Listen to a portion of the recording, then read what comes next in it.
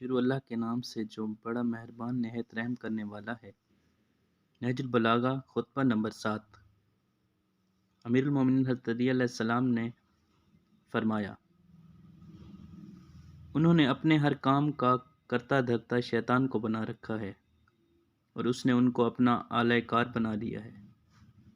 اس نے ان کے سینوں میں انڈے دیے ہیں اور بچے نکالے ہیں، اور انہی کی گود میں وہ بچے رینگتے اور اچھلتے کودتے ہیں۔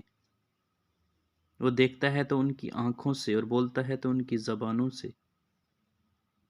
اس نے انہی خطاؤں کی راہ پر لگایا ہوا ہے، اور بری باتیں سج کر ان کے سامنے رکھی ہیں، جیسے اس نے انہیں اپنے تسلط میں شریک بنا لیا ہو، اور انہی کی زبانوں سے اپنے کلام باطل کے ساتھ بولتا ہو۔ اس خطبے کی وضاحت میں منافقین کے متعلق فرماتے ہیں کہ یہ لوگ شیطان کے رفیق کار اور اس کے معین و مددگار ہیں۔ اس نے بھی ان سے اتنی ہی راہ و رسم پیدا کر لی ہے کہ انہی کے ہاں ڈیرے ڈال دیے ہیں،